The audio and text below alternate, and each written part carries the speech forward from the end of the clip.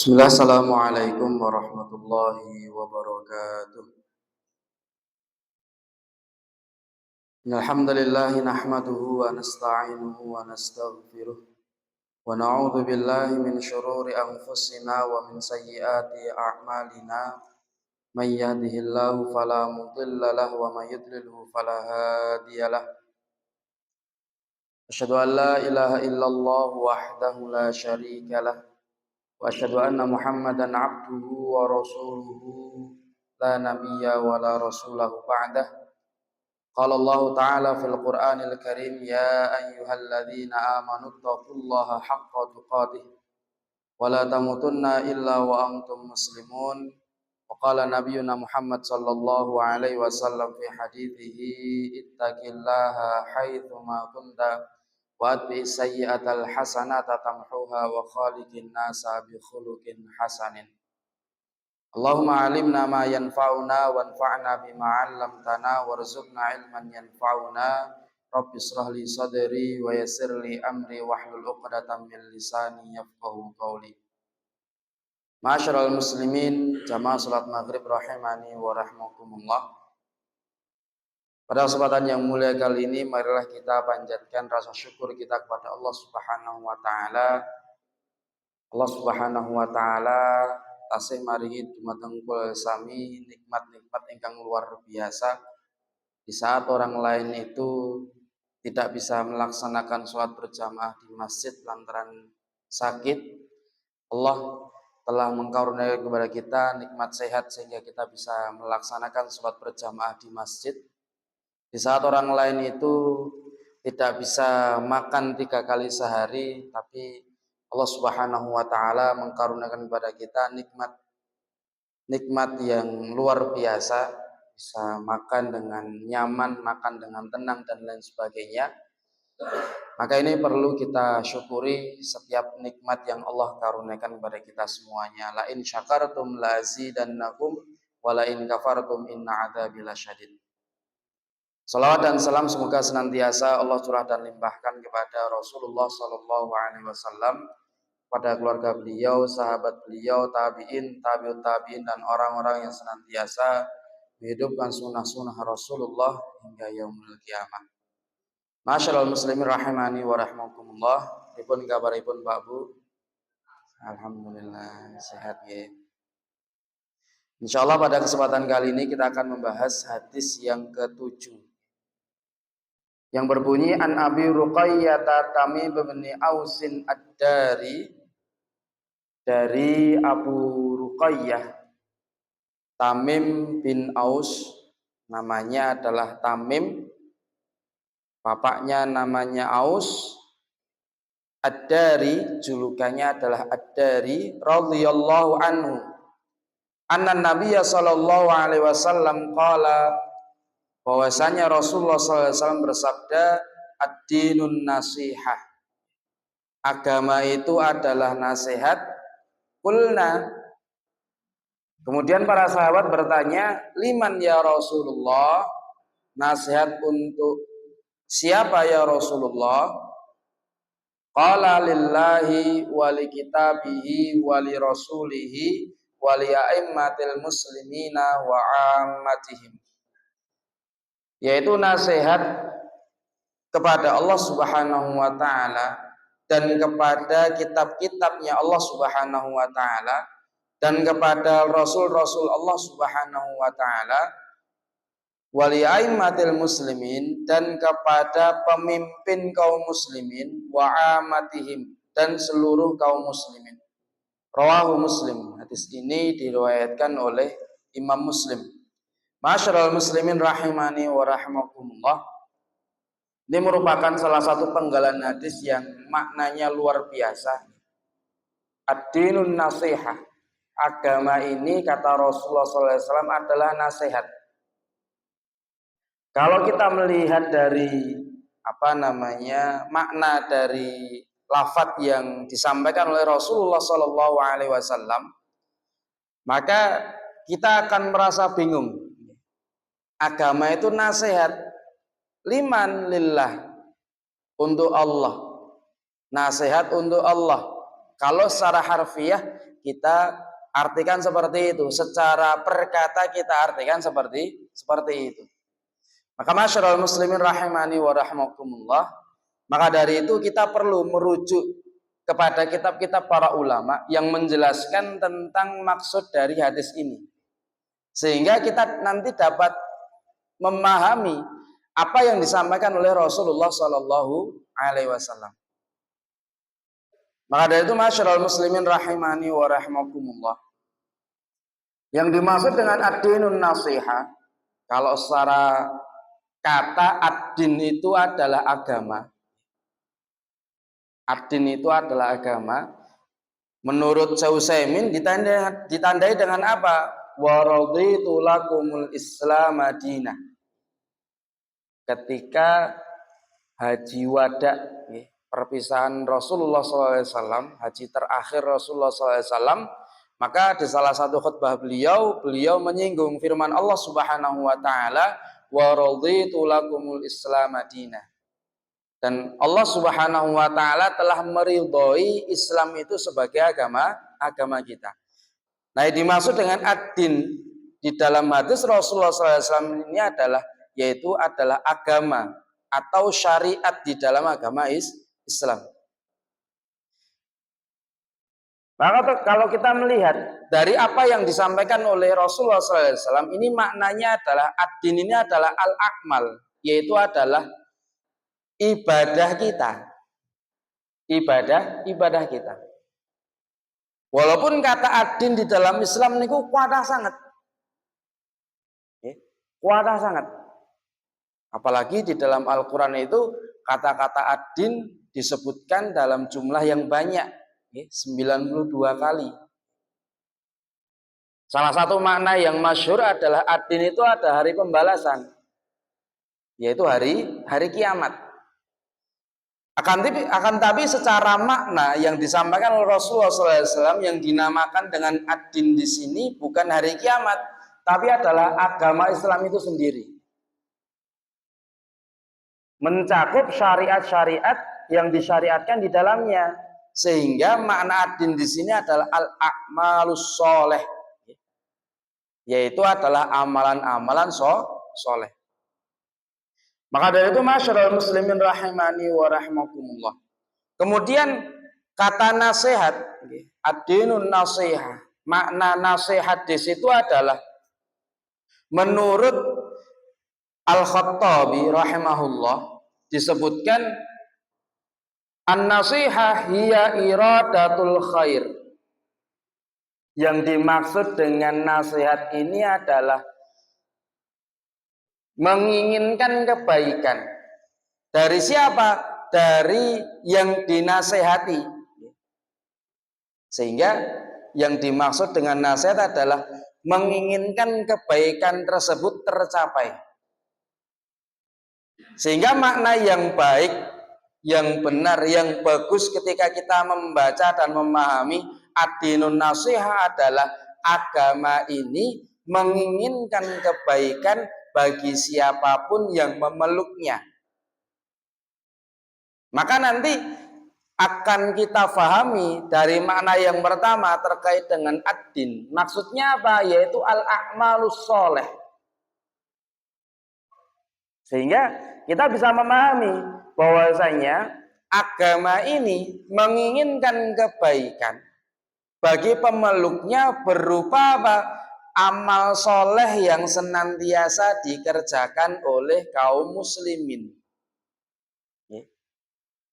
Karena bagaimanapun yang namanya nasihat itu apa? Kita menginginkan agar orang yang kita nasihati itu menjadi lebih baik. Menawi ucapanipun dereng sae, bibarti nasihati ucapanipun tambah napa? Sae. Menawi perilakunya niku dereng sae bibar dinasehati, maka apa yang diinginkan adalah kebaikan yang akan dia lakukan setelahnya. Sehingga napa? Ad-dinun nasiha.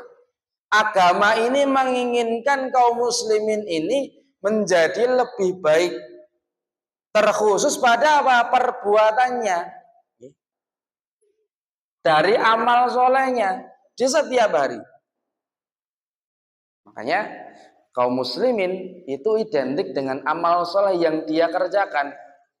Maka ketika dia bisa mengerjakan amal soleh tersebut di setiap hari, maka kata pepatah fahuwa rabihun, maka piyambake niku pikantuk rabih. Nggih niku napa? Keberuntungan. Kalau penjual maka bisa dikatakan sebagai laba yang menguntungkan.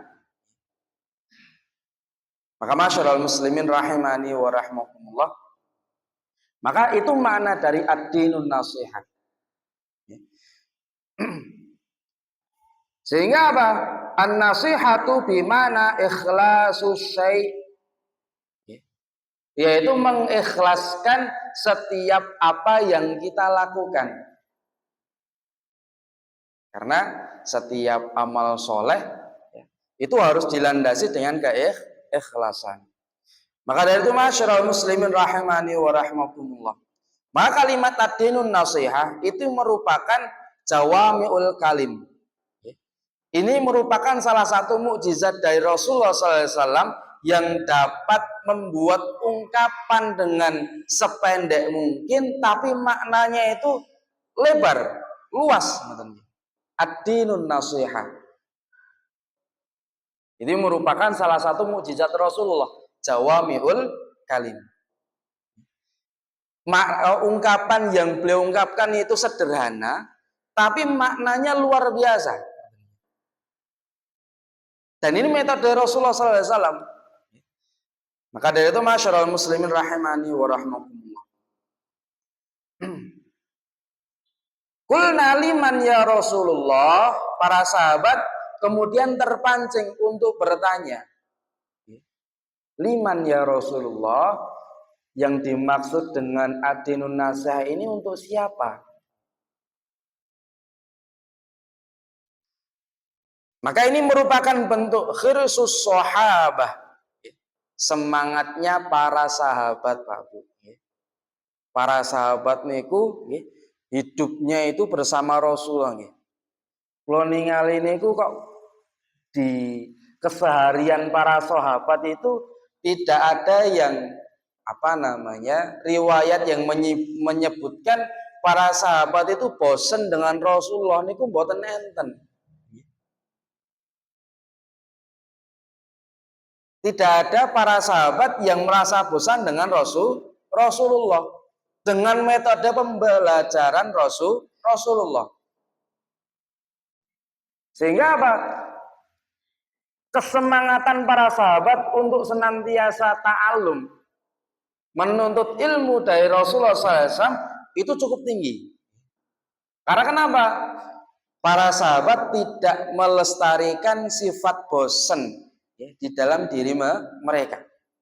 Walaupun apa, di setiap hari Rasulullah SAW ada di tengah mereka.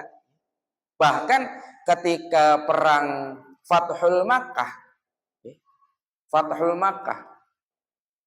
itu orang-orang Ansor itu merasa cemburu dengan Rasulullah SAW.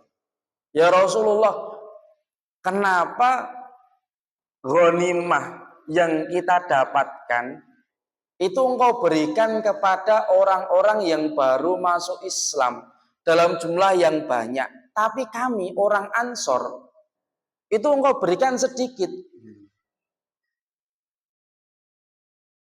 Apa kata Rasulullah SAW? Kita pulang dengan harta ghanimah yang sedikit, tapi saya bersama kalian. Atau kalian saya berikan ghanimah yang banyak, tapi saya tinggal di Mekah. Apa jawab orang Ansor? Ya Rasulullah, kami ridho membawa ghanimah yang sedikit dan engkau pulang bersama kami. Mananya apa? Para sahabat itu tidak merasa bosan dengan Rasulullah SAW hidup di tengah mereka. Karena kenapa? Para sahabat itu orang-orang yang al-hirsu, yang senantiasa bersemangat, Pak. Maka dari itu sami kedah meniru napa ingkang sampun dicontohaken para sahabat. Kedah bersemangat dalam aktivitas apapun. Kalau itu aktivitasnya baik, maka kita harus bersemangat. Harus bersemangat. Apalagi aktivitasnya tersebut aktivitas ingkang sae. Masyarul muslimin rahimani wa rahimakumullah, hirsus sahabah radhiyallahu anhum 'alal ilmi. Apalagi ya, para sahabat tidak pernah bosan dengan metode pembelajaran yang disampaikan oleh Rasulullah. Rasulullah SAW menyampaikan satu kalimat tapi bisa mengundang pertanyaan di benak para sahabat. Liman ya Rasulullah, nasihat ini untuk siapa? Dan para sahabat itu senantiasa bertanya sesuatu yang dapat memberikan manfaat kepada mereka.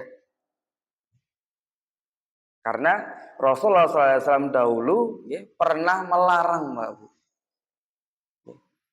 Kata Abu Darda, nuhina an nas'ala bima la nahtaju ilaihi. Pada masa Rasulullah SAW, kami itu dilarang untuk bertanya terkait dengan sesuatu yang tidak mendatangkan faedah untuk kami. Contohnya apa? Ketika para sahabat disampaikan pembelajaran terkait dengan Allah Subhanahu wa taala. Allah itu memiliki tangan.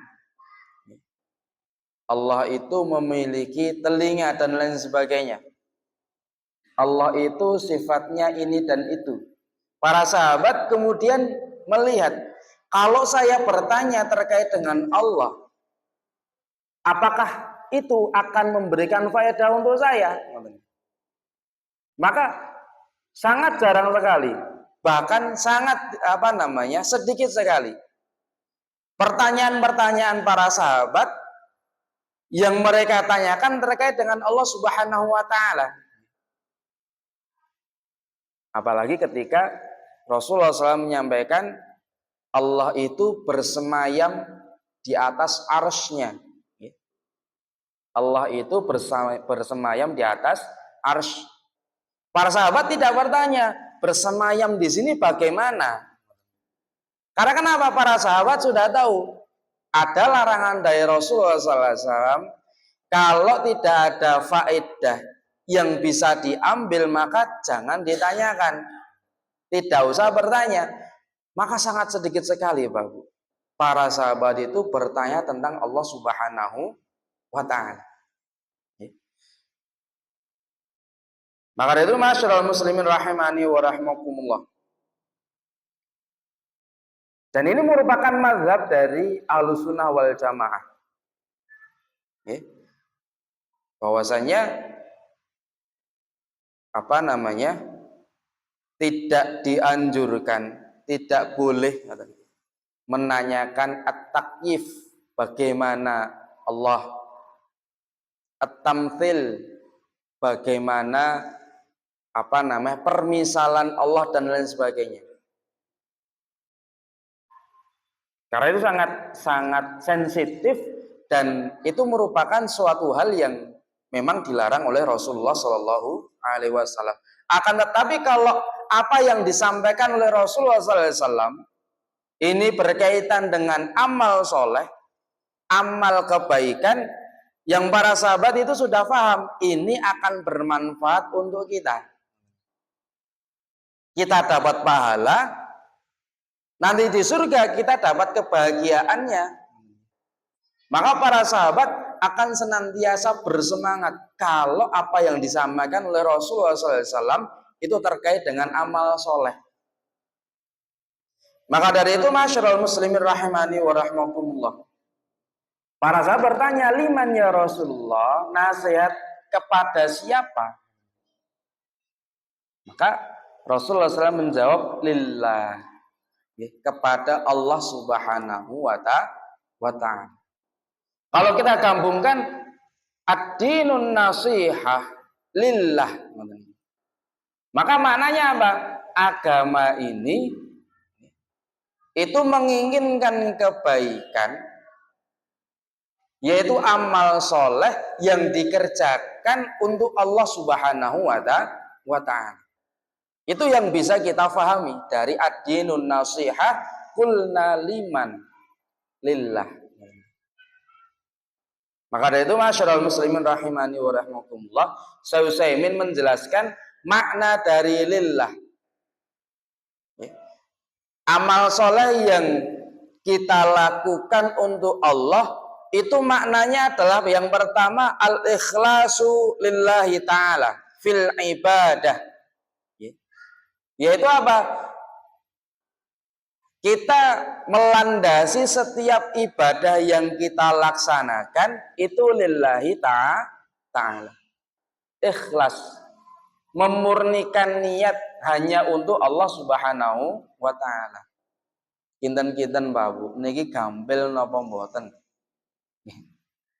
Kadang-kadang niku nggih radi angel Pak. Kedah ikhlas. Napa melih kaitanipun kalih hablum minannas, hubungan dengan manusia. Kalau antara kita kepada Allah saja, maka kita mungkin mudah untuk apa? Mengikhlaskan setiap ibadah yang kaitannya langsung kepada Allah Subhanahu wa Ta'ala. Sholat, kemudian apa yang kaitannya dengan hablum minallah langsung itu, ya mungkin sholat ya Pak Bu, sholat malam. Tapi kalau untuk sosial, wah itu ujiannya luar biasa. Nyon pangapunten menawi nembe kerja bakti niku kan bisa kita rubah sebagai apa? Ibadah. Kadang-kadang menawi kul sami ingkang semangat kemudian melihat yang lainnya, lho aku wis apa nggih? Aku sing paling semangat. Aku wis ngerjai kae saiki aku istirahat. Dan lain sebagainya. Mungkin hal tersebut akan muncul di dalam hati kita.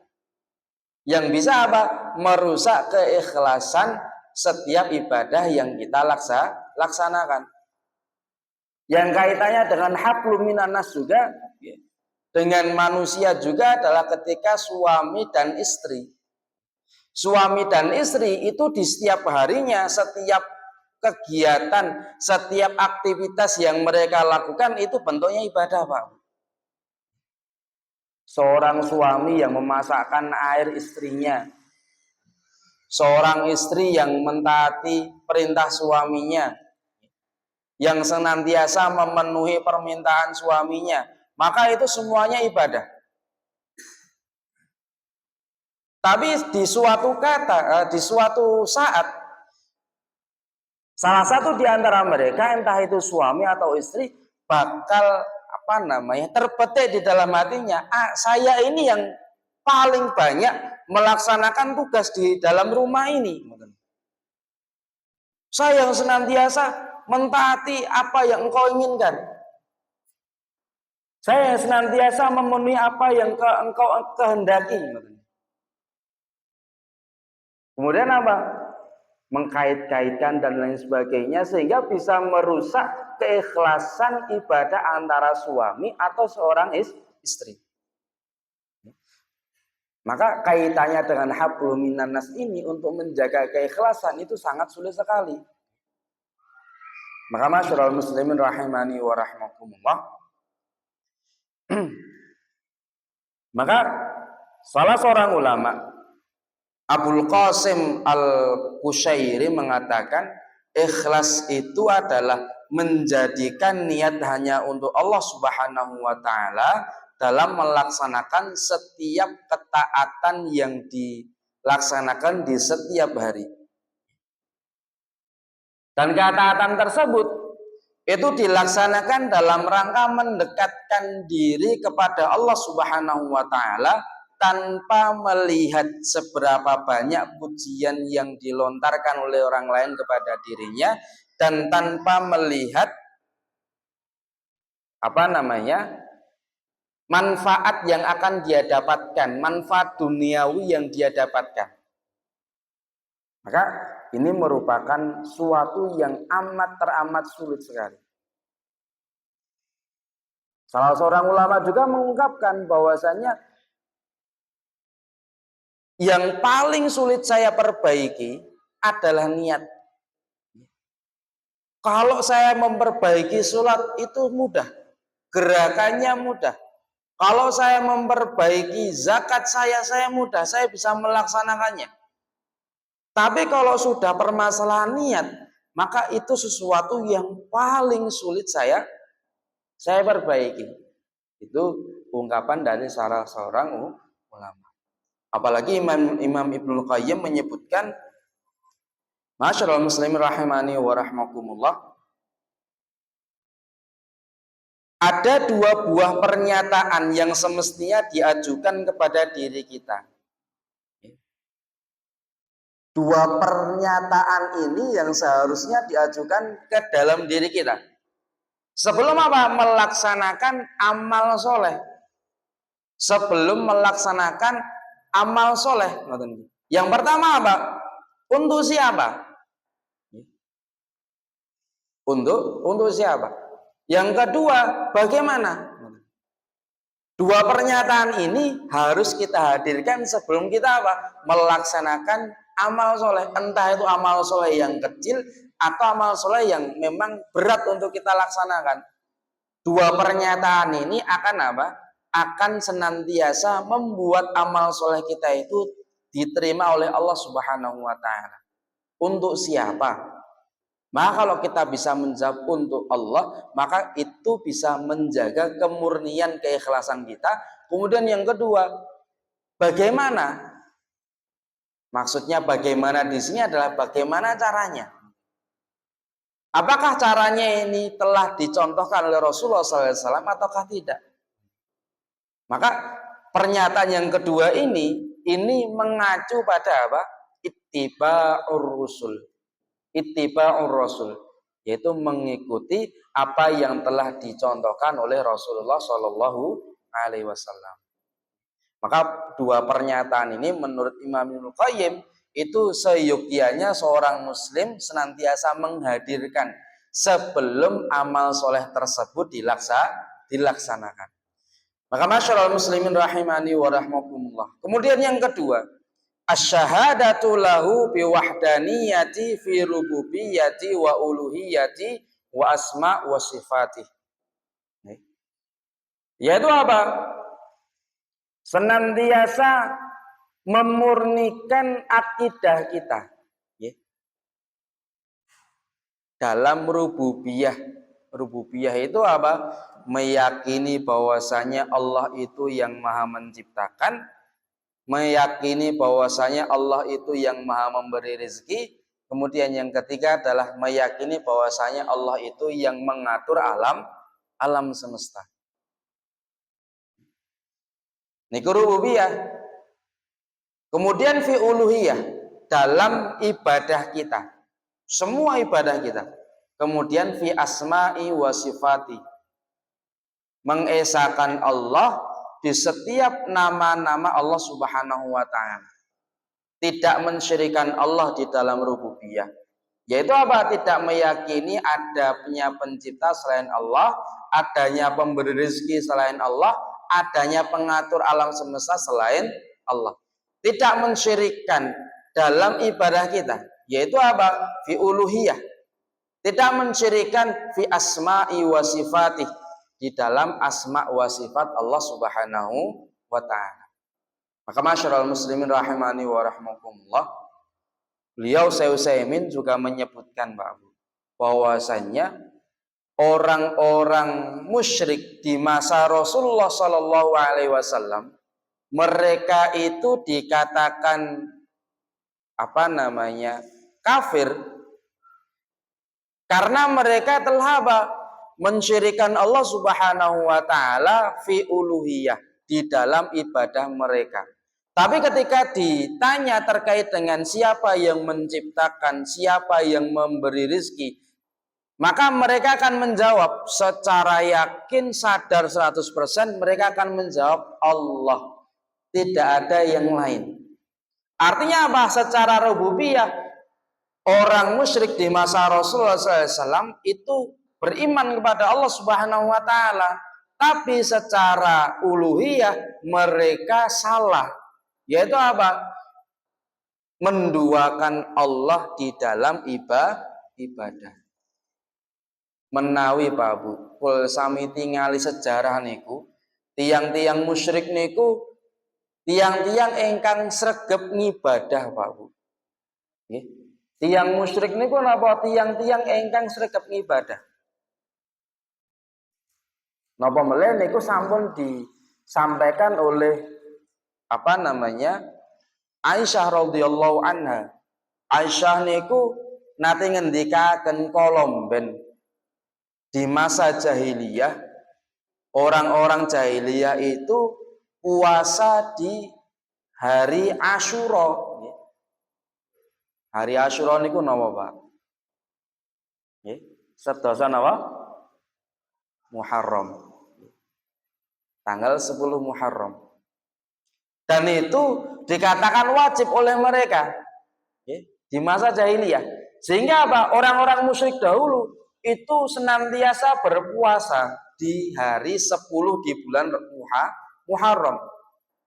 Sampai Rasulullah SAW menerima wahyu, diangkat menjadi nabi dan rasul, Rasulullah SAW masih melaksanakan puasa Asyura.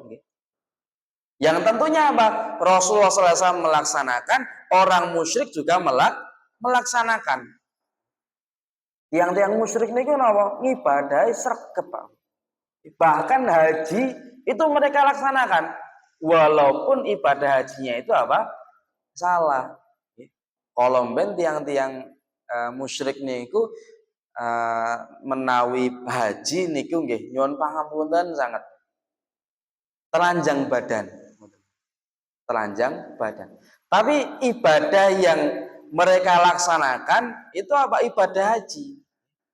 Ibadah haji. Sebagaimana yang kita laksanakan. Bahkan sahabat Umar niku nate bernadar. Nadare napa? Sahabat Umar niku menyampaikan kepada Rasulullah, ya Rasulullah, kolomben kula niku nate nazar. Di masa jahiliyah kula nate nazar. Menawi urusan kula niku sukses lancar, kula badhe bernazar akan beriktikaf di Masjidil Haram, di Ka'bah. Dan itu disampaikan oleh Umar bin Khattab ketika beliau sudah masuk Islam. Apa jawaban Rasulullah SAW? Aufi nadrik. Penuhilah nazarmu.